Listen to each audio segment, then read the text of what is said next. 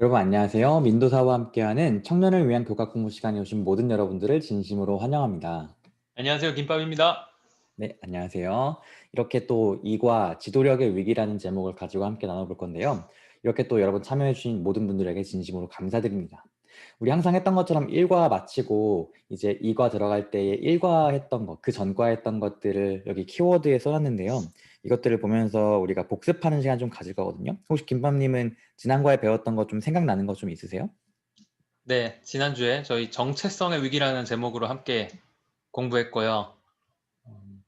이스라엘 백성들이 언약 백성으로 부름을 받았지만 주인을, 이 임금을 알아보지 못하는 그런 모습들을 볼 수 있었습니다. 그래서 이제 하늘이여 들으라, 뭐 하늘과 땅을 음, 이제 증인으로 증인으로. 삼으셨던 그런 모습들이었고, 그리고 이 본질을 놓치고 이 의식에만 집중했던 그런 반쪽짜리 순종이라고 했죠. 반쪽짜리 네. 순종은 결국 즉 불순종이라고 그런 얘기를 했었는데, 그렇게 살아가는 이들에게 하나님이 여전히 용서를 약속하시면서 다시 한번 음, 오라 우리가 서로 이제 변론하자, 이야기하자 이렇게 말씀하시면서 부르시는 모습들, 그런 것들 함께 이야기 나눠보겠습니다. 네, 감사합니다. 이렇게 또 오늘은 이과인데 이번에 찾아온 위기는 어떤 건지 한번 살펴볼 건데요. 자, 여기 밑에 보겠습니다. 논어에서 공자는 군주의 정치에서 가장 중요한 것이 신뢰라고 얘기했어요. 어떤 사람이 신뢰, 식량, 무기 세 개 중에서 뭐가 제일 중요하냐라고 얘기했는데 신뢰가 가장 중요하다라고 얘기를 했습니다. 즉 백성이 지도자들을 신뢰하지 못하면 나라가 서지 못한다는 것이죠. 이번 주에는 우리가 그 남방 유다가 직면했었던 지도력의 위기에 대해서 살펴볼 것이고요. 그 지도력의 위기에 따라서 어떤 안타까운 결과들이 찾아왔는지에 대해서 함께 살펴보도록 하겠습니다. 처음 깨닫기인데요. 깨닫기에 어떤 내용이 있는지 한번 살펴보겠습니다. 첫 번째 소지는 죽은 왕과 영원한 왕이라는 거예요. 혹시 잘 안다고 생각했다가 실수했었던 경험이 좀 있으시나요, 김밥님? 어, 제가 군 생활할 때 음, 어, 격오지에서 근무를 해서, 제가 의무병이었는데 원래 의무병이 이렇게 뭐 주사 놓는 거 그런 거를 못 하게 돼 있어요. 근데 좀 아, 이렇게 격오지여서 할 네. 수밖에 없었는데, 이 방송을 들으시는 분 중에 군 관계자분이 계시면 용서를 구합니다. 상황이 어쩔 수 없었고, 그래서 이 주사를 놓는 것들을 하는데, 이제 혈관 주사를 놓으려면 혈관을 찾아야 되잖아요. 몇 번 하다 보니까 이게 좀 감이 왔다, 느낌이 오는구나 해서 이제 좀 할 수 있겠다 했었는데, 이제 또 사람마다 혈관이 피부 두께에 따라서 튀어나와 있는 사람도 있고, 뭐 음, 좀 지방이 많은 사람은 잘 안 보이는 사람도 있고, 그쵸. 혈관이 얇은 사람도 있고, 다 다른데, 옆에 이 후임병이, 의무병 이제 후임병이 같이 보고 있는데, 이제 제가 요즘 느낌이 좀 살아서 내가 한번 보여줄게 하고 이제 했는데 실패하는 거죠. 그래서 이런, 내가 좀 교만했구나 하는 그런 생각을 했던 경험이 있습니다. 그렇군요. 저도 공교롭게도 군대에서 있었던 일인데요. 제가 군대 야수교라고 해서 그 운전면 교육받는 데가 있어요. 거기서 다양하게 교육받는데 거기서 그 타이어 그 바퀴 휠에서 빼는 작업을 하거든요. 그때 되게 잘 뺐어요, 제가. 그래가지고 이거 괜찮다라고 생각해서 부대에 갔는데 제가 2등병이었나 1병대였는데 다들 그 바퀴 하나를 두고 그걸 타이어를 못 빼셔가지고 다들 고생하시는 거예요. 그래가지고 제가 해보겠습니다 하고 제가 생생한 익스피리언스가 있으니까 제가 해보겠습니다 해서 했는데 못했죠. 그래가지고 왜 나대냐 뭐 이렇게 실수했었던 경험이 좀 있었어요. 어, 여러분들 혹시 우시아라는 왕 아시나요? 우시아? 우시아 왕은요 굉장히 선하고 오랫동안 성공적인 그 왕으로서 이렇게 있었던 존재였는데요. 자기의 세력이 막강해지자 마음이 교만해졌습니다. 그래서 패망길에 들어서고 말았습니다. 그래서 그 우시아는 하나님께 범죄하게 되었는데요. 그 범죄가 어떤 범죄였냐면은 바로 여호와의 성전에 들어가서 분향하려고 했었다는 것입니다. 사실은 제사장들만이 아론의 자손들만이 그 여호와의 성전에 들어갈 수 있었고 그래서 그 제사장들이 말렸어요. 들어가시면 안 된다고. 근데 말려도 거부하고 들어가자 문둥병이 하나님께서 딱 문둥병으로 벌하셨죠. 그래서 평생을 문둥병으로 살다가 그 왕의 궁정에서 격리된 그런 작은 방에서 살다가 결국 죽게 되었습니다. 그 이사야 6장, 오늘 6장을 볼 건데요. 이사야 6장에서 이런 우시아가 죽는 장면이 나옵니다. 혹시 이 부분을 좀 읽어주실 수 있으세요? 네. 우시야 왕이 죽던 해에 나는 보좌에 앉아 계신 여호와를 보았다. 네. 이 말씀들을 보면서, 즉, 오늘 이 6장에서 좀 굉장히 흥미로운 포인트가 몇 개 있어요. 첫 번째는요, 우시아 왕이 죽었잖아요. 부정한 행동을 했고, 그렇게 부정하게 그 문둥병에 걸렸었던 그 왕, 그 부정한 인간 왕이 강조되고 있고요. 또 반대편으로는 여기 지금 누가 있어요? 여호와 하나님, 거룩하신 왕이 지금 있다는 걸 보고 있어요. 여호와가 죽는 그 동시에 보좌에 앉아 계신, 성전에 앉아 계셨던 여호와를 봤다라는 그 이상을 지금 얘기하고 있는 것이죠. 또 교만해서 이렇게 결국은 벌받게 된 이 우시아 왕의 모습도 있고요. 또 이따가도 배우겠지만 교만했던 우시아와는 다르게 굉장히 하나님 앞에서 겸손한 모습을 보이는 그러한 이사야의 모습도 굉장히 주목할 만합니다.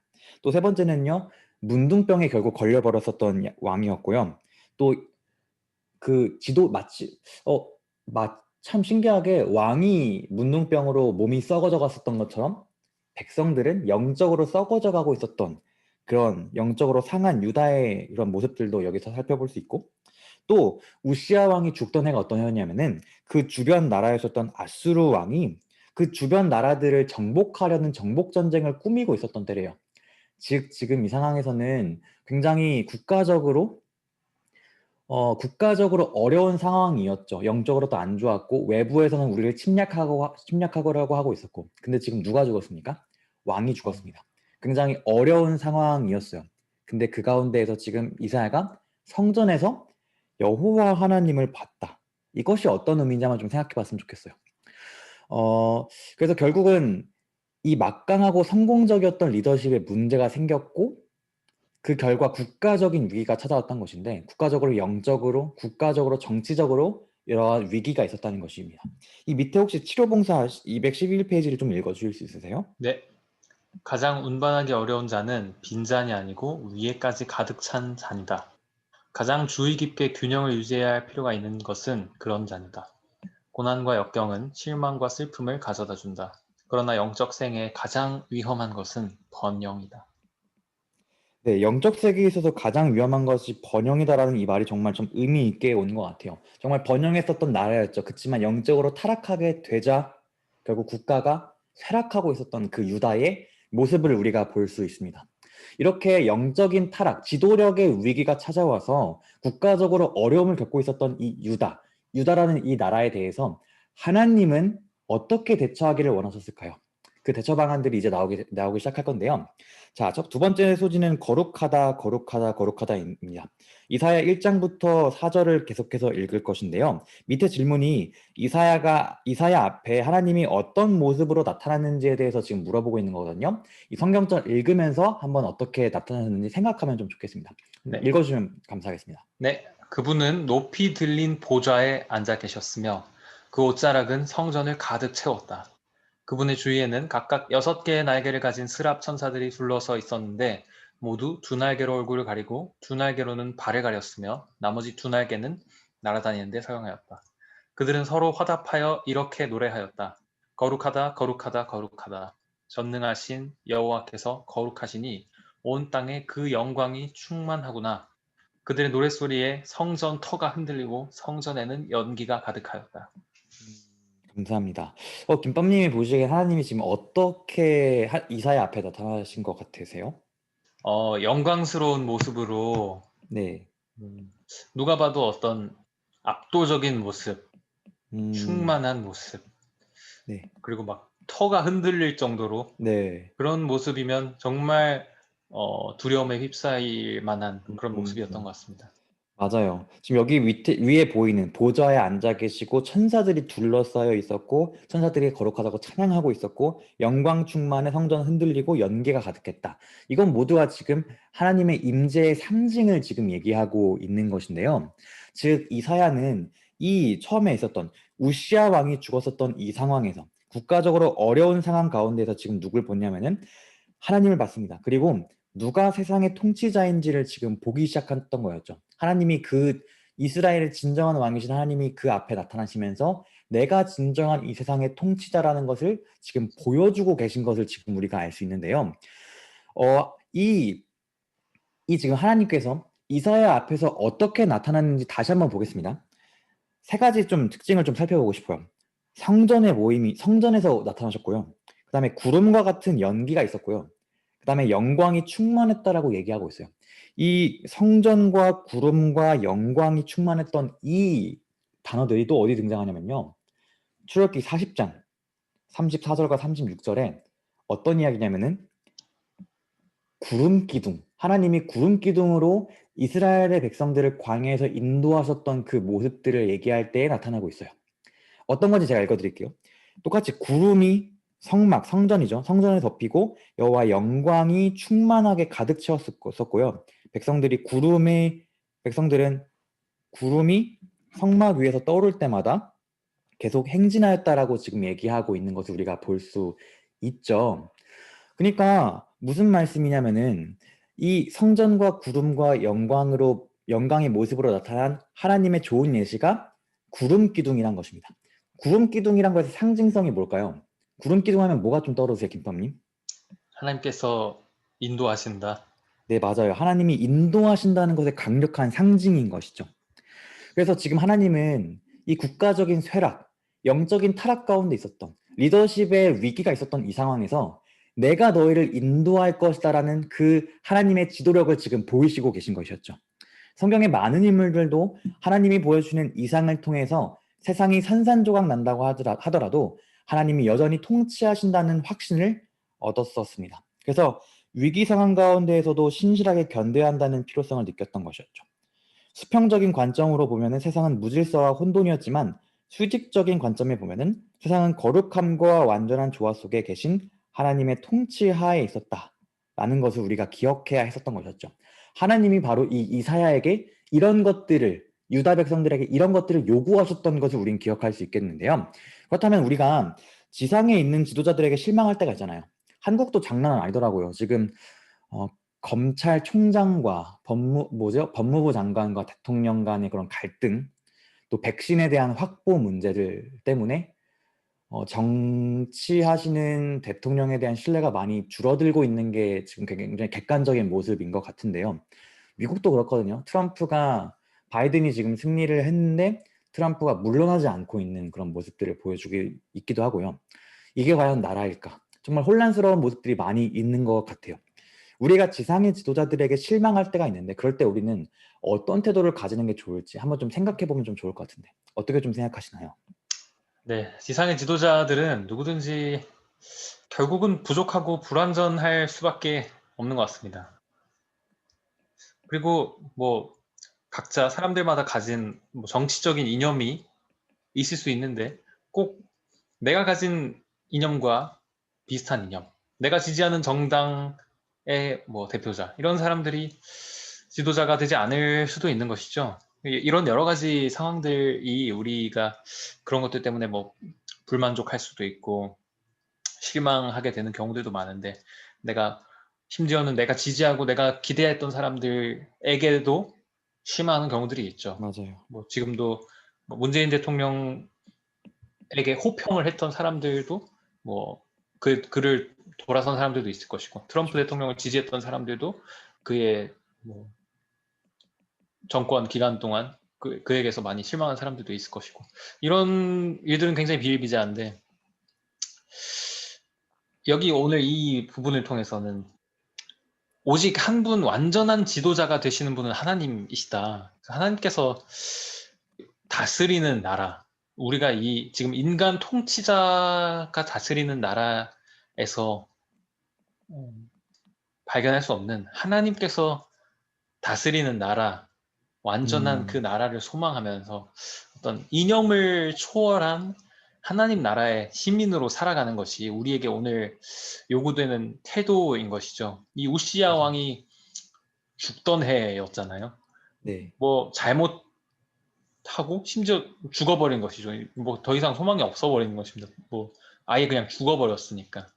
그러한 때에 이렇게 하나님께서 영광이 충만한 모습으로 나타나셔서 너네가 기대를 걸어야 할 것은 인간 통치자의 어떤 음, 통치의 모습 그런 것에 기대를 걸어야 할 것이 아니고 내가 다스리는 음. 그 나라를 소망하면서 살아야 한다는 것을 우리에게 또 말씀해 주시고 있는 것 같습니다. 네, 맞습니다. 진짜 그러한 태도가 중요한 것 같아요. 하나님이 여전히 우리를 통치하고 계시고 우리가 하나님 통치 아래 있다는 것을 꼭 기억해야 될 것 같습니다. 이렇게 꼭 뭐 정치적인 지도자들에 대해서만 우리가 적용할 것이 아니라 우리 삶에서도 좀 적용할 필요가 있을 것 같아요. 우리 삶 가운데에서도 되게 터가 흔들리고 뭔가 좀 불안한 그런 상황이 있을 수 있는데 최근 혹시 여러분들은 어떤 상황에서 내 삶에 하나님이 정말 필요하다고 느끼셨는지에 대해서 좀 나눠보면 좀 좋을 것 같거든요. 어떻게 좀 생각하시나요? 뭐 경험이 있으신지. 보편적으로는 코로나 뭐 누구나 그렇겠죠. 코로나 때문에 그런 어떤 두려움들이 있을 때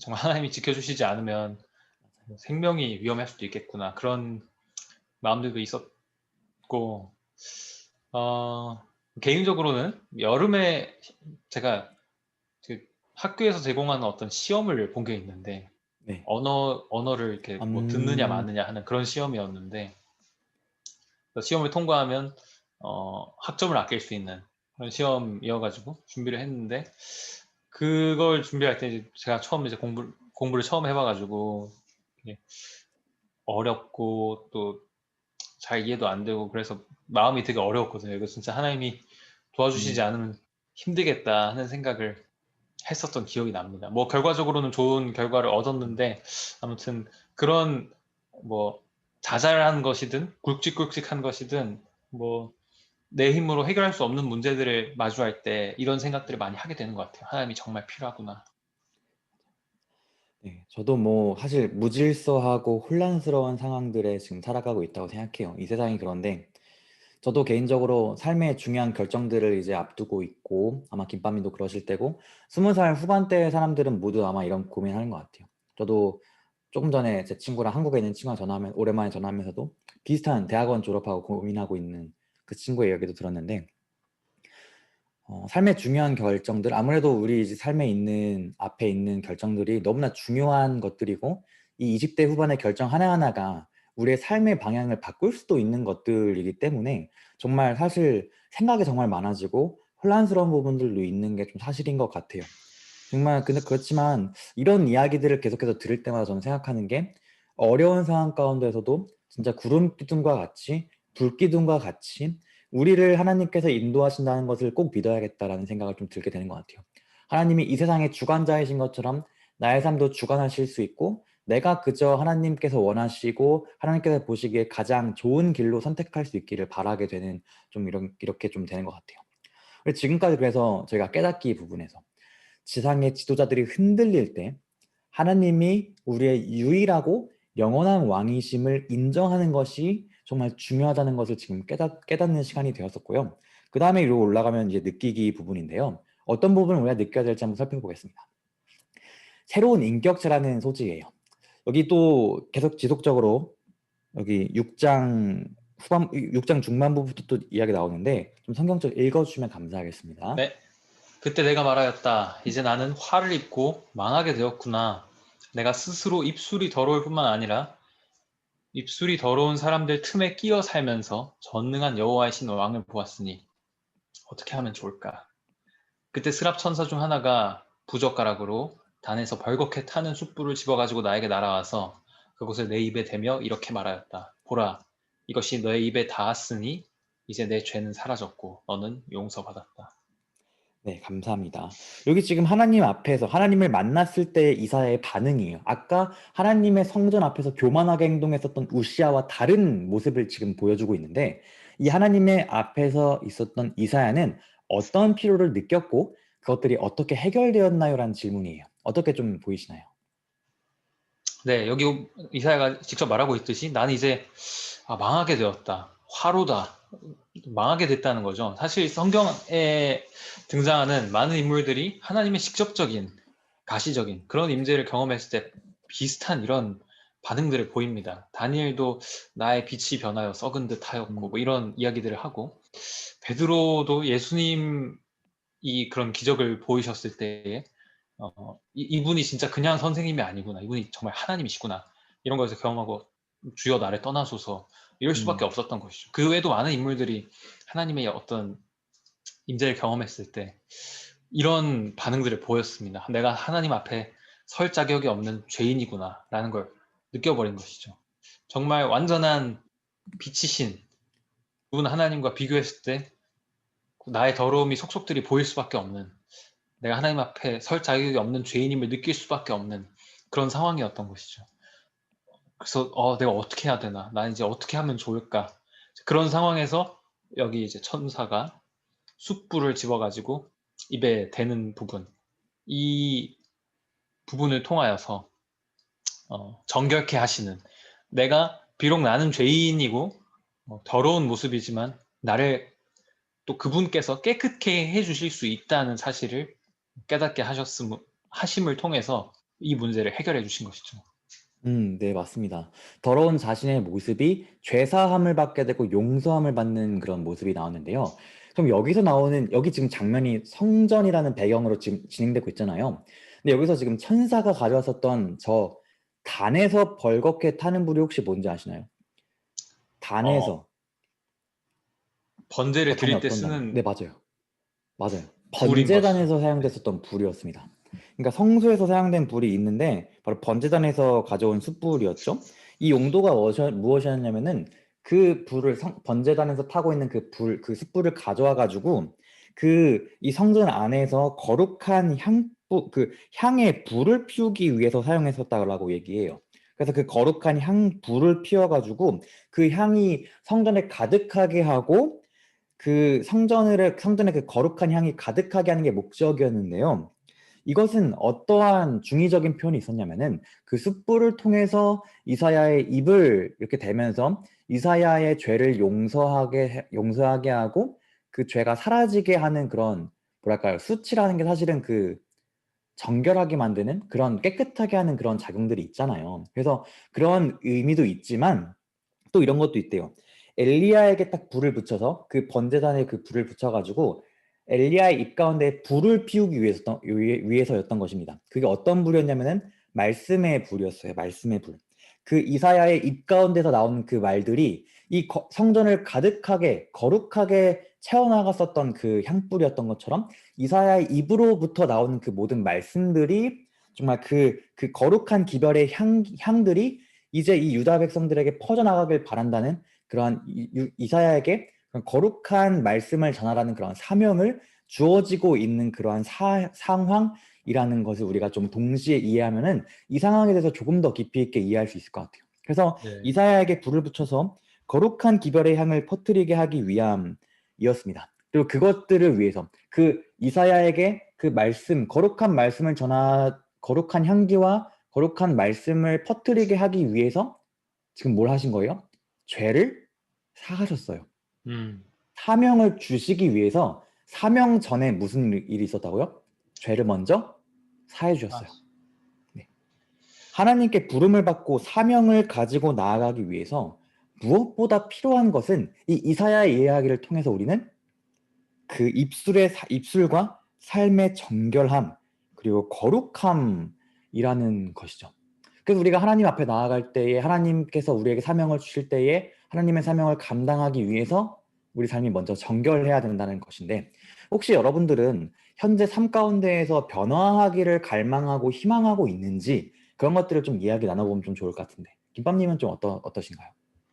네, 저도 뭐 때로는 인식하지 못하고 살아갈 때도 있지만 또 많은 순간들 아, 부족을 절감하면서 나의 네, 부족함을 절감하면서 또 변화가 내가 내가 스스로 이루어낼 수 없는 위로부터 와야 하는 그런 변화가 나에게 필요하다는 생각을 많이 하게 됩니다.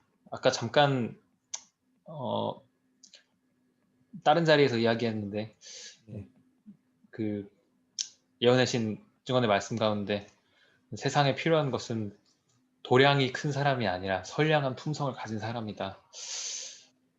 그런 말씀들을 마주하면서 그런 사람이 되어야겠다. 또 되기를 원한다는 생각 많이 하게 되고요. 그래서 그러한 어떤 결국 삶의 변화, 품성의 변화를 이야기하는 것으로 생각이 되고 저도 그런 부분에서 필요를 많이 느끼게 되는 것 같아요. 맞아요. 저도 진짜 절실하게 많이 느끼고 있는 요즘 시기인 것 같아요. 근데 이 이사야서를 쓰신 로이게인 교수님께서 하신 말씀이 변화가 필요하다는 것을 인식하는 것 자체가 복이다라고 말씀하셨던 것을 좀 기억하면 좀 좋게 되는 것 같아요. 이사야 같은 경우는 하나님의 임재를 먼저 경험했어요. 하나님의 임재를 경험한 이후에 아, 내가 변화해야 되는구나. 아, 내가 너무 죄인이구나라는 걸 깨달았습니다. 우리가 하나님의 임재를 우리가 죄를 진짜 변화하기 위해서는 하나님의 임재를 먼저 경험하는 것도 참 중요한 것 같아요.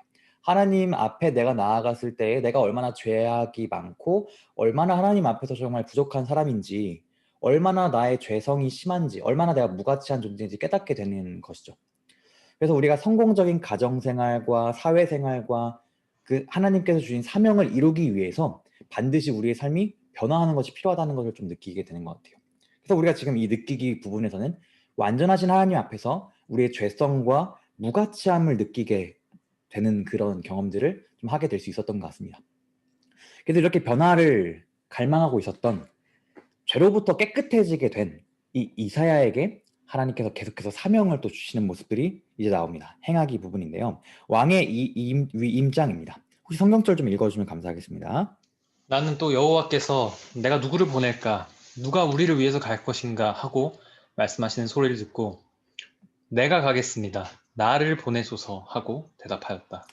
네, 너무나 너무나 좋은 말씀으로 우리가 알고 있죠. 사실은 내가 가겠습니다. 나를 보내소서라고 했는데 이게 지금 이사야 6장이잖아요. 이사야 6장 이전에도 이사야는 선교사로서 사명을 했습니다. 선지자로서 사역을 했습니다. 근데 지금 다시 특별한 하나님의 사명에 지금 자원하는 모습을 보여주고 있어요.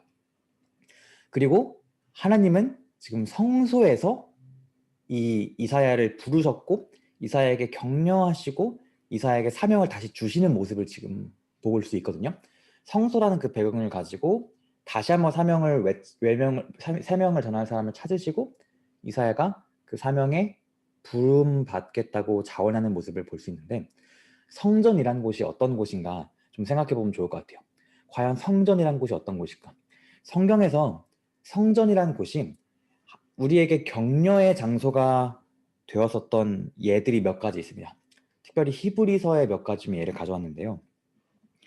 4장 10절, 14절에 이런 말씀이 있어요. 우리에게 큰 대제사장이 있으니 하나님의 아들 예수시라.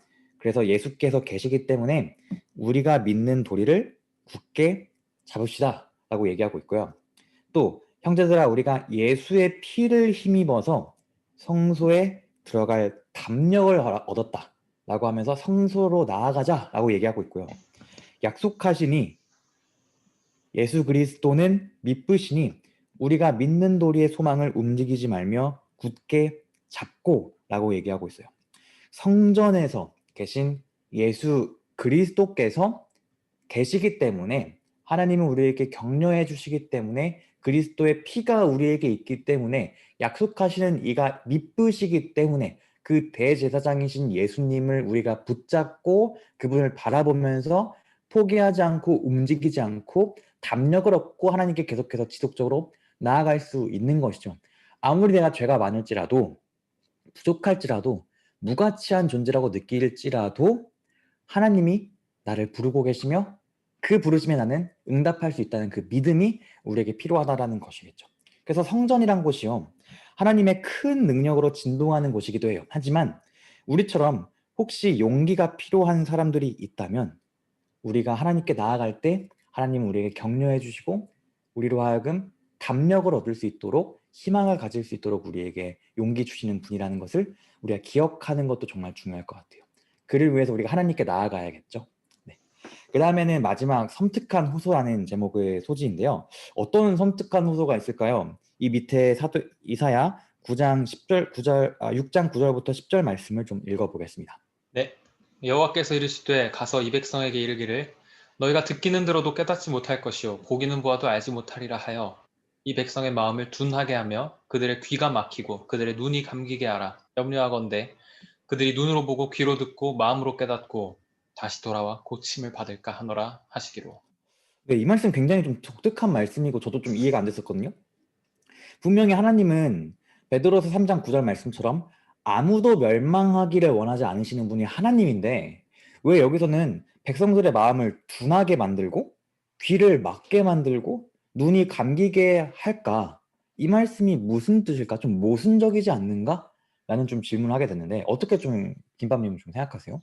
네, 이 동일한 말씀을 사실 예수님께서도 신약 성경에서 음, 인용하셨습니다. 씨 뿌리는 자의 비유를 이제 말씀하시고 그 비유의 뜻을 이제 제자들도 사람들도 깨닫지 못하니까 그 뜻에 대해서 해설을 하시기 전에 이 말씀을 인용을 하셨는데 그래서 얼핏 보면 이게 진짜 깨닫지 못하게 하기 위해서 이 듣기는 들어도 깨닫지 못하고 그렇게 깨닫지 못하게 하기 위해서 예수님이 그러면 비유로 말씀하신 이유도 그러면 못 깨닫게 하려고 그렇게 말씀하시는 건가 그렇게 생각할 수 있는 부분이었다는 말이죠.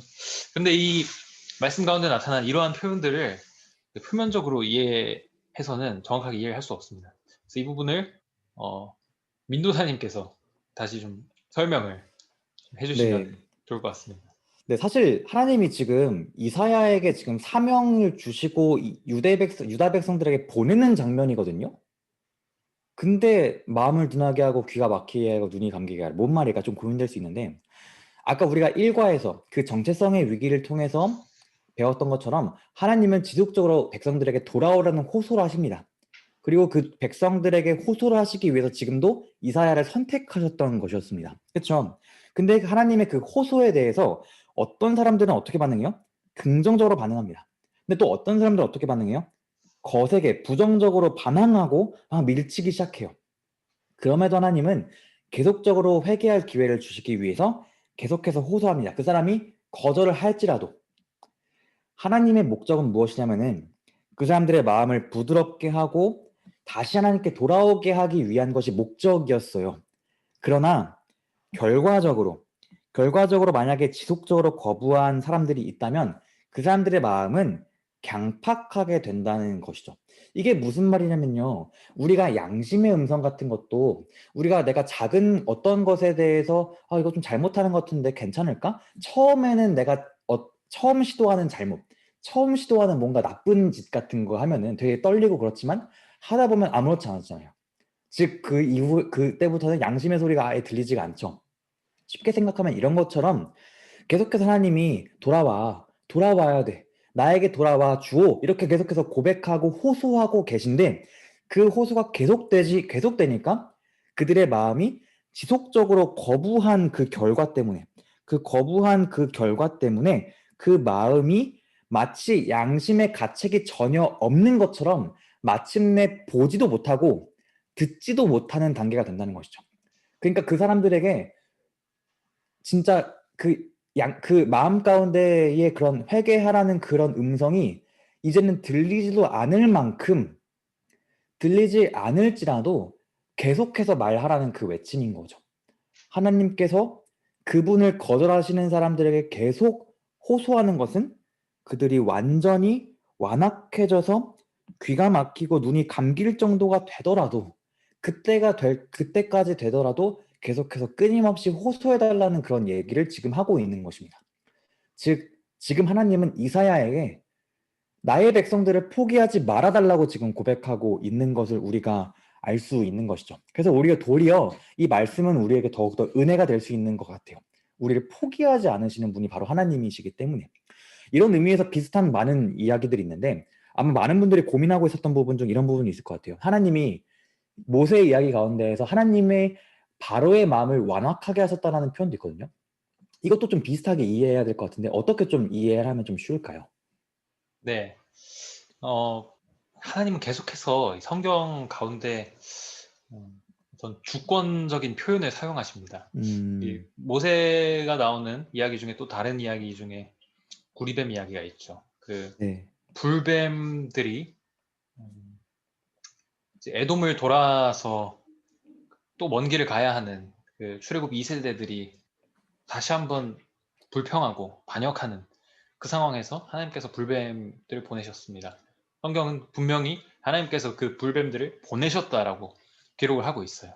그럼 정말 하나님이 걔네 그 이스라엘 백성들을 다 죽여버리시려고 불뱀들을 보내버리셨느냐 하면 그렇지 않다는 것이죠.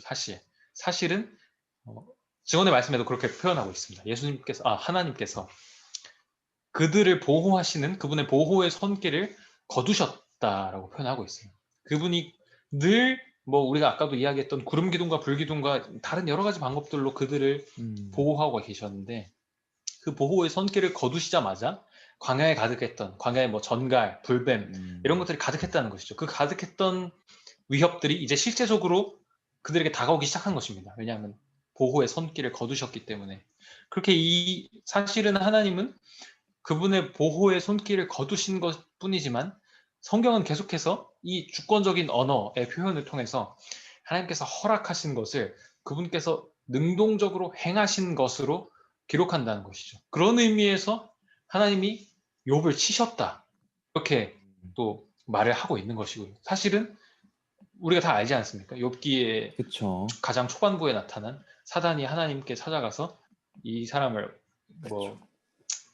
그러면 내가 한번 어떻게 해보겠습니다. 이렇게 하는 부분들. 결국 하나님이 허락하신 것이었죠. 그런 것과 마찬가지로 하나님이 바로의 마음을 완악하게 하셨다. 강팍하게 하셨다라는 말씀은 하나님께서 그의 마음을 조종하셔서 야 이스라엘 백성들 보내지 마. 네가 마음을 굳게 먹고 한번 강하게 나가봐. 이렇게 하나님이 조종하시거나 마음대로 그를 마치 꼭두각시 인형처럼 부리셨다는 내용이 아니고 하나님께서 일어나도록 허락하신 그 일에 대해서 바로가 사실은 자신의 의지를 사용해서 아까 위에서 살펴봤던 것처럼 마음이 정말 굳어져서 더 이상 성령의 음성과 호소에 반응하지 않게 될 정도로 되어버렸다는 것이죠.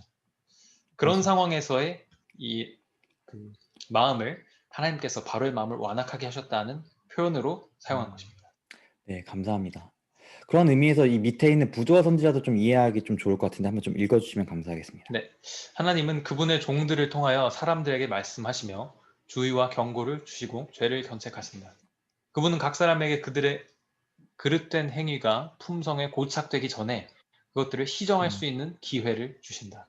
그러나 만일 그가 시정하기를 거절한다면 하나님의 능력은 그의 행동에 경향을 제시하기 위해서 개입하지 않는다. 네, 하나님께서 지속적인 기회를 주시는데 그것을 거절한다는 것이 그들의 문제였지만 거절할지라도 하나님은 끝까지 포기하지 않으신다는 그 말씀도 우리가 참 감사해야 될 것 같고 우리의 마음을 다시 한번 정돈하는 것이 좀 필요할 것 같아요. 혹시 여러분들의 마음 가운데 마지막 질문인데요. 바로처럼 완악해지지 않도록 지금 순종하며 따라야 하는 성령의 음성이 있는지 좀 나눠보면 좀 좋을 것 같은데요. 아마 약한 부분들이 하나씩 좀 있으실 것 같아요. 저도 약한 부분이 있고 그런데 어떤 선지자의 이런 말이 있어요. 약한 품성이 하나 있지만 것들에 계속해서 지속적으로 그 약한 것들이 나의 마음을 약한 그 부분들을 내 마음 가운데 허용하기 시작하면 그 약한 하나의 그 죄가 나의 모든 품성에 결정적인 영향을 끼칠 것이다. 부정적인 영향을 끼칠 것이다라고 말하는데요. 제가 요즘에 최근에 결심했던 것 중 하나가 부정적인 말을 외부 주변 사람들한테 하지 말자라는 것이었어요. 그렇게 안 하기로 결심하고 마음 먹었는데 대화하다 보니까 부정적인 말을 듣다 보니까 나도 그 이야기에 덧붙이게 되더라고요. 아, 내가 얼마나 그런 나약한 모습인지 좀 알게 되었는데요. 이런 것뿐만이 아니라 저도 정말 다양하게 하나님께 순종하면서 따르기로 하는 그 성령의 음성이 좀 필요한 것 같고 또 잘못했다는 것을 중간에 딱 깨닫게 하시는 성령 하나님께 참 감사하기도 합니다. 그 하나님께서 저의 마음을 다시 한번 꼴지어 주시기를 좀 바라게 되는 부분이 있는데요. 김밥님은 좀 어떤 생각을 좀 하시는지?